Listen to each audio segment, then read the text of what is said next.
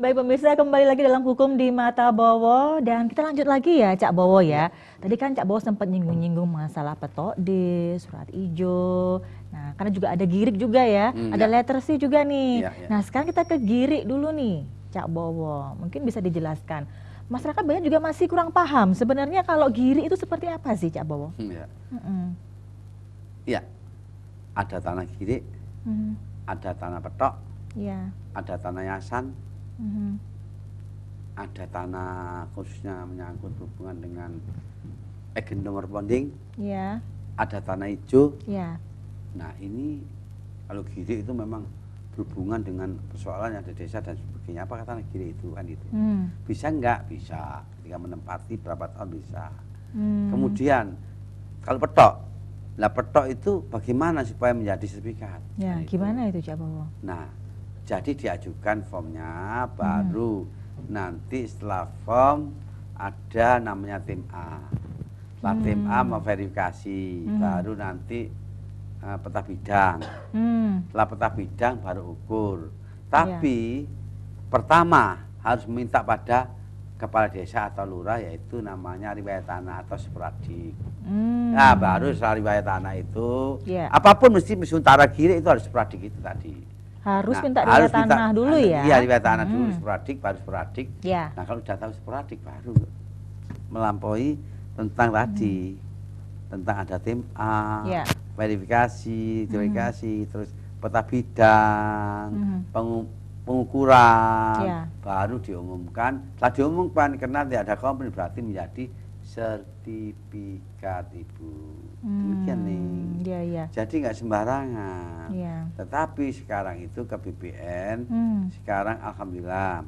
Sekarang kalau masyarakat tidak tahu, informasi itu di sana, informasi tetap di sana. Jadi ada namanya posko ya, kalau di sini ada di informasi itu, dari informasi itu tahu kemana. Oh, beli belangkonya. Jadi alurnya jelas ya. Alur jelas ini ya. Untuk meminimalisasi calo. Murah kok sebetulnya. Tapi kemurahan ini kan hanyalah kenapa? Karena jangan sampai nantinya ketika ada overlapping, tumpang tindih sertifikat. Yang jelas sertifikat sekarang ini memang ribet, tapi harus sabar cara mengurusnya. Jangan sampai kita nggak ada ukur, nggak ada peta bidang, nggak ada sporadik, nggak ada tim A. Sana tim itu ada sana, terus cuma baru di tanda tangan jadi sertifikat. Jadi BPN sekarang nggak main-main juga. Memang dia sesuai dengan apa yang menjadi pekerjaannya. Nah, tadi kita lagi ke petok ada tanah girik sama itu, harus ada sporadiknya. Nah, sekarang kembali tanah yasan, yasan itu ada juga. Nah, seperti itu mesti harus ada sporadiknya, riwayat tanahnya. Itu harus. Kalau nggak ada riwayat tanah nggak bisa jadi sertifikat. Kalau memang tidak ada dan tidak ditemukan, tidak jelas, itu gimana solusinya? Nggak usah beli aja ya, gitu ya Cak ya? Kalau nggak jelas jangan, hati-hati. Nanti lah itu pun kalau beli tanah, ya itu harus dilihat dulu ke BPN. Apakah tanah ini, apakah disita, dijaminkan, apa juga menjadi hak tanggungan, itu harus dilihat dulu. Jangan sampai dicek checklist ya namanya. Di checklist. Atau di check in, di checklist ini gini, ya, itu harus hati-hati. Nah, jangan sampai nanti hal-hal ini berbahaya sekali. Kenapa? Supaya tahu statusnya. Ketika beli tanah ternyata, loh kok begini tunduknya petok ya? Ternyata dilihat. Tapi kalau petok itu lihatnya di kepala desa dulu atau di lurah. Nah, petok ini bagaimana sih? Apakah ini ada masalah? Apa milik orang? Dan di situ yang bisa menerangkan adalah kepala desa. Oh, diterangkan bahwa memang petok ini milik A, milik B, milik C. Jadi tahu di situ. Nah, setelah jual belinya milik di kepala desa juga. Tapi seringkali kepala desa itu minta apa ya? Ya minta 10%, 15% salah itu, gratifikasi itu. Sebetulnya kalau itu merupakan bagian dari kalau memang tanah itu hati-hati. Petok itu bisa 5. Jadi petok itu makanya petok berbahaya sekali. Ketika buku desa itu bisa berubah sekali. Tetapi harus berubah-ubah gimana maksudnya Cak Bowo? Contohnya begini. Sampai tahu petok di desa itu sampai 5, sampai 7 itu pernah terjadi. Oh ya? Ya makanya hati-hati, makanya ini lurahnya tanggung jawab ini. Karena seringkali kok bisa ada kedoblan seperti itu ya? Nah, ini harus menyesuaikan siapa. Tadi lurah tanda tangan dulu. Yaitu spradik. Ya apa sih kepintahuan riwayatan? Oh, jadi mulai milik A menjadi milik B ada perubahan apa dihibahkan kasih apa dijual kan begitu. Itu harus ada di ada. Jadi apa ya? Itu kalau nggak salah keterangan. Dari keterangan itu ada perubahan itu harus ada. Kalau enggak hati-hati, makanya sekarang ini banyak sekali orang tanah ini kan mahal. Orang sekarang kan beli tanah itu mahal. Kalau yang lain ya ada apa-apa, tapi tanah seringkali sengketa tanah sekarang banyak sekali. Kenapa? Karena tidak ketahuan. Karena tidak ketahuan apa? Karena enggan mau kemana. Jangan sampai beli tanah. Ini beli tanah sudah ditempati ternyata 10 tahun lagi ada yang gugat, 20 tahun lagi ada yang gugat. Ini berbahaya sekali. Makanya kalau ada petok D, kalau bisa disertifikatkan. Sehingga kalau sertifikat berarti itu yang menang. Petok D sama sertifikat tidak akan bisa menang. Karena petok D itu kekuatan hukumnya masih belum kuat gitu ya? Kuat ya, kuatan ya itu. Nah kalau petok D itu belum kuat apa-apa, belum mempunyai suatu kekuatan apapun. Berapa lama sih proses petok D jadi SHM, Cak? Oh, petok D dari SHM itu lama. Kira-kira berapa lama, Pak? Ya, tergantung nantinya dari BBN-nya. Saya sampaikan tadi.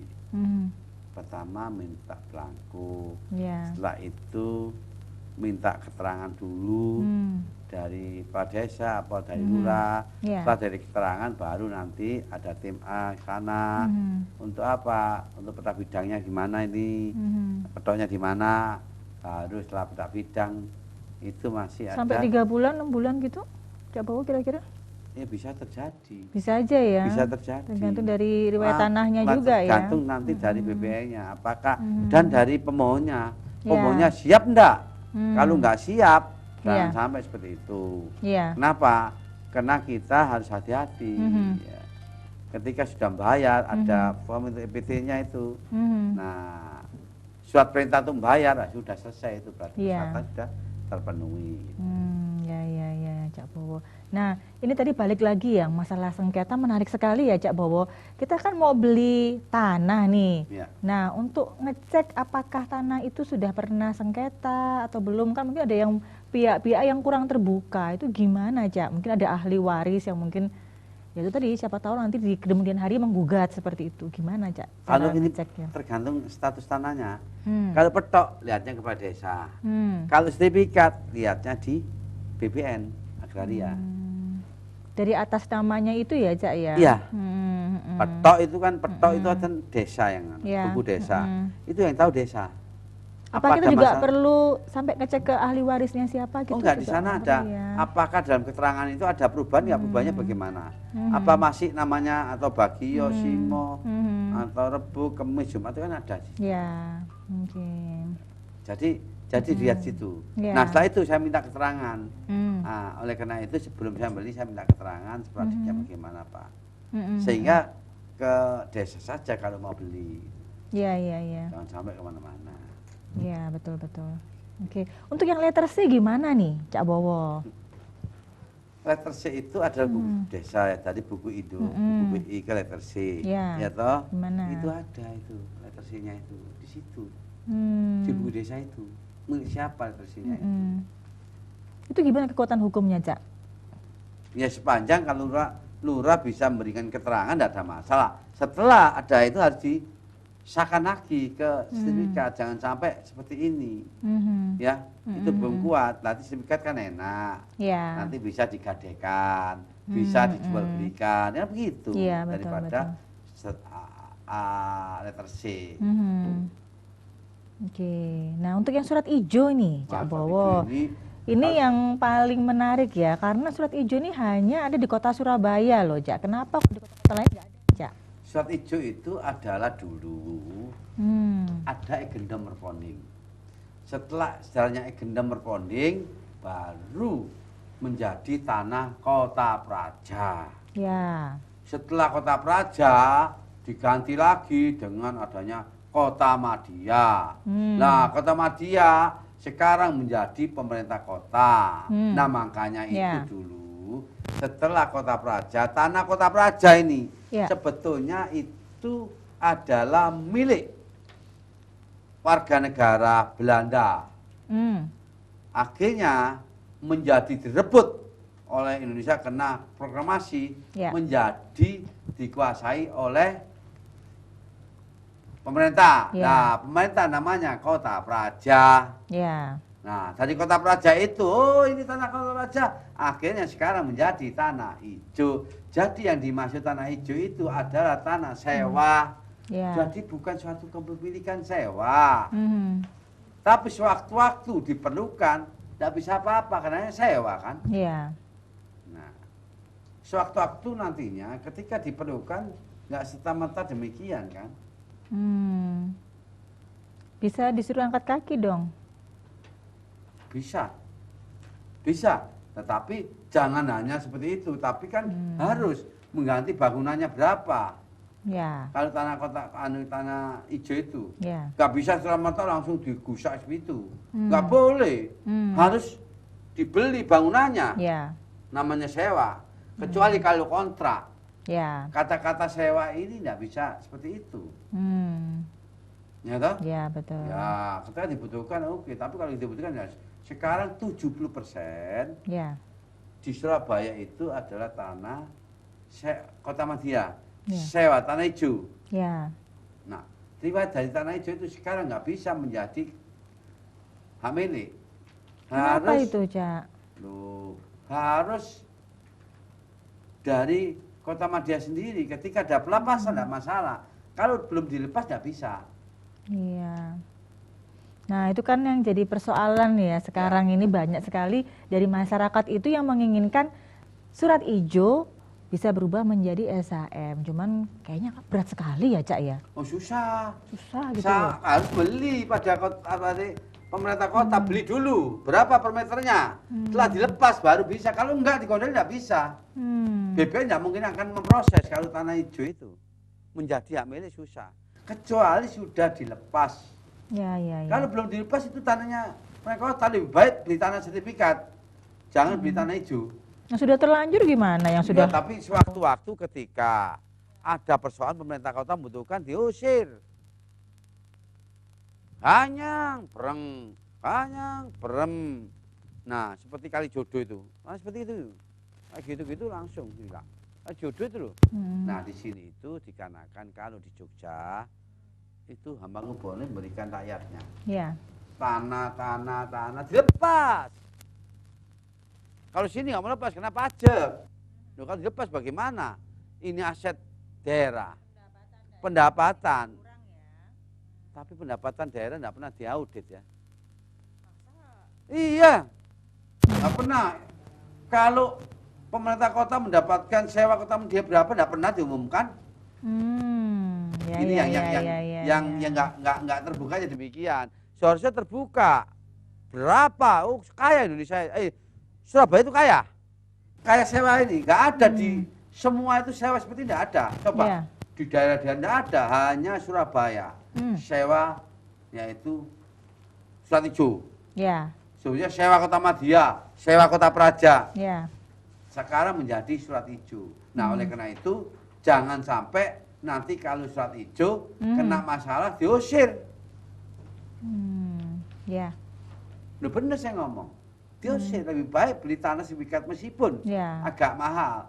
Kalau surat hijau nantinya 1 tahun, 2 tahun, 3 tahun, 4 tahun, 5 tahun, 6 tahun nggak ada masalah. Nggak tahu 40 tahun, ludes semua.